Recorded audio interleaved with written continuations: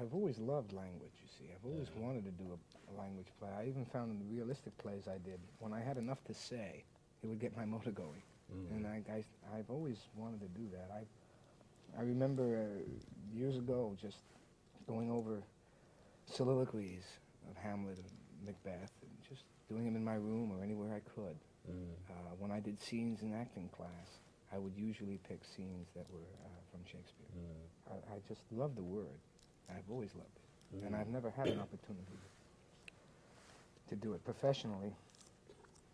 But language is something I always felt can be helpful. A lot of actors feel that language is something you go to. I feel language serves you as an actor, and it can be very helpful. I'm 9 years old in the South Bronx, where there were not, I don't know, kids in the neighborhood were not coming out and doing repertory. Kids don't. You knew then you wanted to be an actor? It was something that I just did. It was as though I had the kind of, when I was very young, my mother took me to the movies because she worked, and the only time she could get to see the movies and me was when she came home from work. So we would go to the movies. So I was watching films, and I would act out the parts. I remember I would come home. This is interesting. I was thinking this now. I'd come home, and I'd always make an entrance, at night from playing, and would come in, and usually it was a dying entrance. I'd enter and die all the way into the kitchen and die. A young person comes to you and says, Mr. Pacino, what is it? What is acting? What do you tell them? So what we're doing right now, that's acting. The other thing you do when you're in a play is playing, and I don't really know what that is. Quite. I couldn't answer you. It's a lot of things. What is it about it that you not like so much, but you have to do? I mean, that's a good thing you just said. This is your life. I mean, you have to do it. You don't have a choice. That's the thing. Yeah. You have to do it. What is it about it that's... Well, it's like sort of putting peas in a hat, You just keep doing it. You got to do it. You don't know why, but if you don't do it, you're going to go nuts. Sometimes you make movies for a lot of different reasons. You're in places in your life. You never know where you are.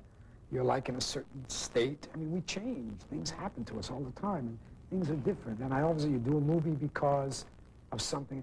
Now I do movies mainly for the role. Because I was always acting, in a sense, being the clown or being the interpreter or the performer. I don't see you as a clown.